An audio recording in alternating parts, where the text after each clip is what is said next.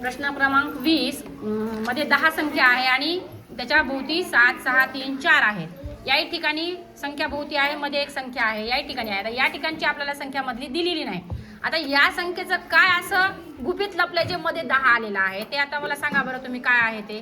कोण सांगा? 7 आणि 3 10, हा. 6 आणि 4 10, 10 10चा आणि 10चा गुणाकार केला हा. 100, 10चा वर्ग 100. शाबास. म्हणजे या संख्येची बेरीज, या संख्येची बेरीज आणि आलेल्या बेरजेचा दोघांचा गुणाकार, तो गुणाकार हा वर्ग आहे. म्हणजे या संख्येचा तो गुणाकार हा वर्ग आहे. पाहूया आपण करून. पहा, हिनं आपल्याला सांगितलेलं आहे, आपण तसं करून पाहूया. 7 आणि 3 ची बेरीज केली आपण तर किती आली? 10 येईल. आणि 6 आणि 4 ची बेरीज केली आपण तर किती यायला लागली? 10. या दोघांचा गुणाकार केला 10 100, म्हणजे हा 10चा वर्ग 100 आहे. इथं आपण बघूया तसंच करून. 9 अधिक 9 किती होतात? 18 होतात.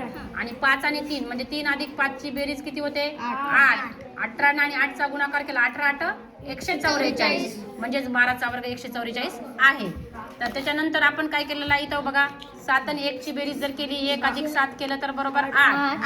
आणि 6 आणि 2 ची बेरीज, 6 अधिक 2 ची बेरीज किती व्हायली? 8. म्हणजे 8 8चा गुणाकार केला 8 8 64, म्हणजे 8चा वर्ग 64. म्हणजे आपण तसंच करूया इथं. 5 अधिक 6, या ठिकाणी 5 अधिक 6 11.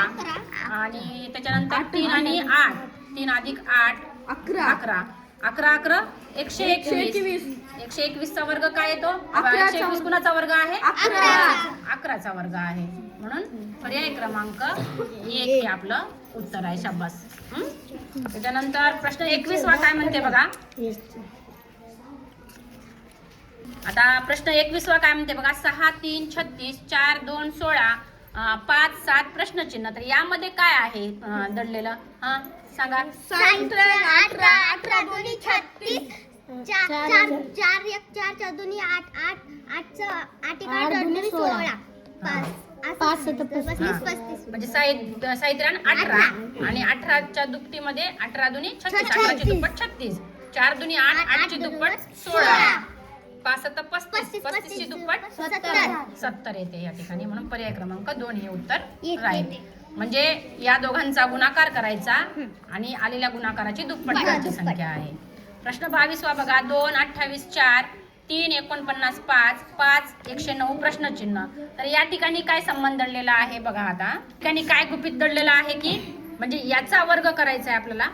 4चा घन आहे आणि 2चा घन, म्हणजे 4चा घन आणि 2चा घन केल्यानंतर ती जी वजाबाकी येते त्या वजाबाकीची निम्मी ही मधली संख्या. आता आपण पाहूया. तर 2चा घन काय आहे? 8 आहे. आणि 4चा घन काय आहे? 64. तर आता या 64 मधून जर आपण 8 काढले तर या ठिकाणी किती उरतात? 56. तर 56चे जर आपण निम्मे केले 28, बे दुनी 4, बे 8 16, म्हणजे या ठिकाणी 28 आलेले आहेत. बघा, असे सुद्धा या ठिकाणी गुपित लपलेले असतात. त्यामुळे तुम्हाला अशाही पद्धतीचं करून पाहावं लागतं. कळालं का?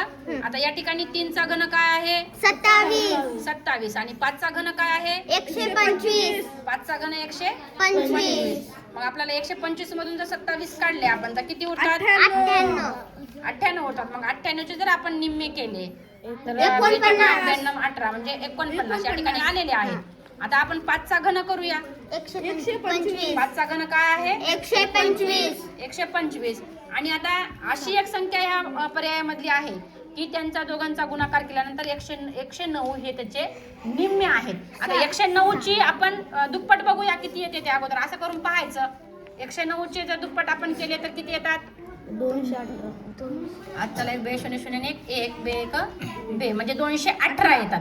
तर या ठिकाणी आपल्याला 218 आले पाहिजे. या ठिकाणी तुम्हाला सगळ्या संख्येचे असा वर्ग घन करत बसायची सुद्धा गरज नाही. तर आपल्याला जेव्हा आपल्याकडे 125 आहे आणि आपल्याला याची दुप्पट कळालेली आहे 109 ची किती आहे? 218 दुप्पट आहे का नाही? मग आपण काय करायचं त्यावेळेला? 218 ची आणि 125 ची बेरीज करायची. 218 अधिक 125 किती होती बेरीज?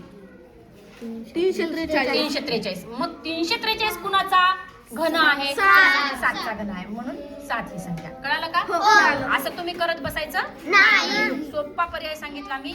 या ठिकाणी 5चा घन 125 आलं आणि या ठिकाणी काय आलेल्या संख्या आहेत की त्या आलेल्या संख्येच्या निम्म्या संख्या आहेत. मग निम्मी संख्या आपण ह्याची बघायची, 109 ची दुप्पट बघायची. आपण 100 दुप्पट, आपल्याला 109 ची दुप्पट किती आली होती? आपल्याकडे 218 आलेली होती.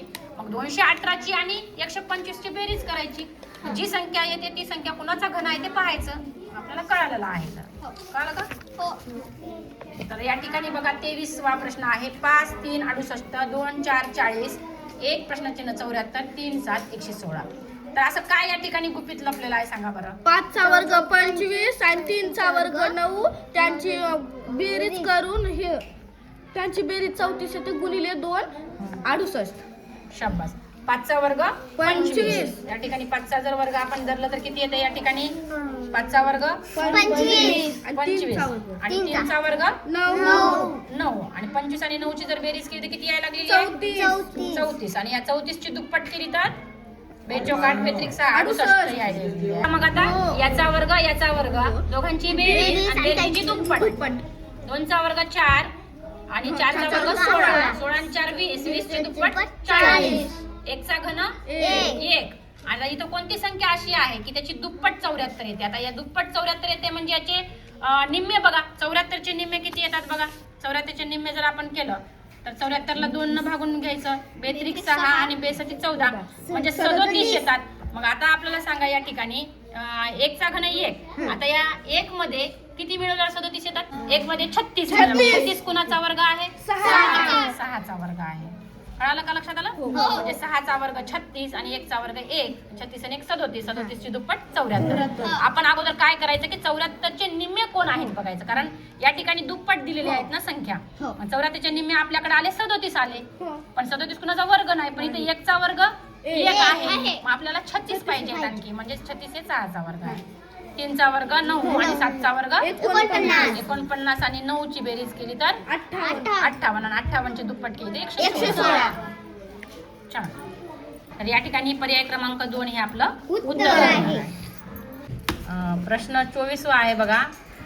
576 मध्ये आहेत आणि भोवती पूर्ण संख्या दिलेल्या आहेत. तर या ठिकाणी या संख्येमधली एक संख्या त्यांनी तशीच ठेवलेली आहे. तर आता या संख्यांचा काय संबंध लागेल जेव्हा ते 576 येत आहे? हा, 1 आणि 4 5 5 आणि 2 7 7 आणि 3 10 10 आणि 5 15. परतले 9 तर 24 24चा वर्ग 576. शाबास. म्हणजे या 15 मध्ये जर आपण हे 9 मिसळले तर किती होतात? 24 होतात. आणि 24चा वर्ग काय आहे? 576. म्हणून पर्याय क्रमांक 4 हे आपलं उत्तर आहे. त्यानंतर 25वा प्रश्न काय म्हणलेला आहे बघा.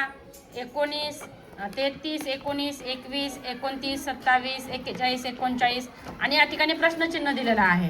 तर या ठिकाणी तुम्ही सोडवलेलं दिसतंय. समोरासमोरची बेरीज 60 येते. समोरासमोरी संख्यांची बेरीज 60 येते. आता 39 आणि 21 ची बेरीज केली तर 60. हा. त्यानंतर 41 19 60 हा. 27 33 60. म्हणून 29 मध्ये जर आपण किती मिळवले? 31 मिळवले तर 60 येतात. म्हणून पर्याय क्रमांक 3 हे आपलं उत्तर राहणार आहे.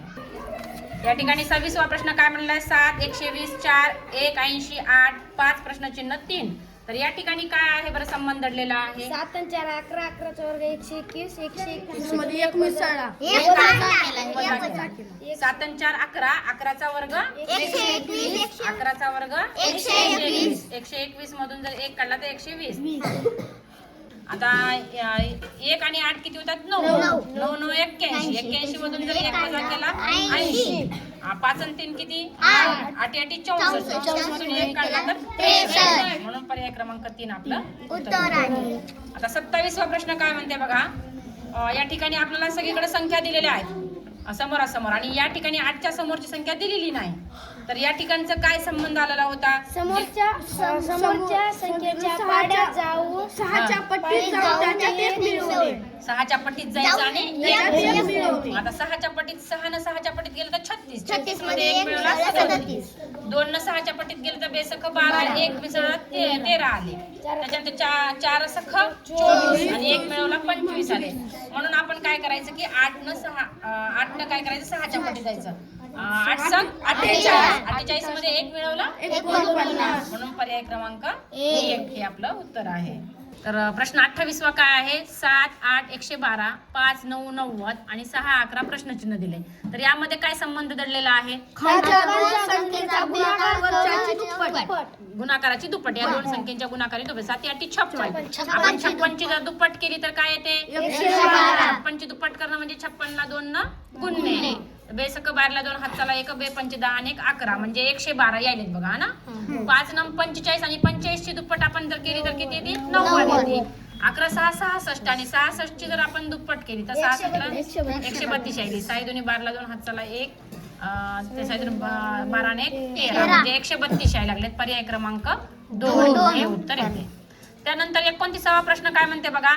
7 23 26 9 39 42 आणि 6 इकडची कोपऱ्यावरची संख्या सोडलेली आहे आणि 19 आहे. तर सांगा. खालच्या दोन संख्यांची बेरीज वरची वर्ग संख्या. असं का? म्हणजे खालच्या दोन संख्येची जी बेरीज केलेली आहे ते वरच्या संख्येचा वर्ग आहे. म्हणजे 6 आणि 3 9 2 2 4 49 आलं तर 7चा वर्ग 49. तसंच 9 आणि 2 10 11 ला 1 हातचाला 1 4 आणि 4 8 म्हणजे 81. 9चा वर्ग 81. तर या दोघांचा जर गुणाकार केला तर 6चा वर्ग येतो. म्हणजे 6चा वर्ग काय आहे? 36 आहे. मग आता 36 म्हणजे 19 मध्ये किती मिळवावे? म्हणजे 36 येतं. म्हणजे 36 मधून आपण 19 काढूया तर किती येतात? 16तून 9 गेले 7 आणि 2तून 1 गेला 1 म्हणजे 17 येतात या ठिकाणी. 17 आणि 19 ची बेरीज 36 येते आणि तो 6चा वर्ग आहे. म्हणून पर्याय क्रमांक 2. तुम्हाला नेहमी सांगते मी की आता याच्यात किती मिळवावे म्हणजे 6 6 36 36 असं नाही करायचं.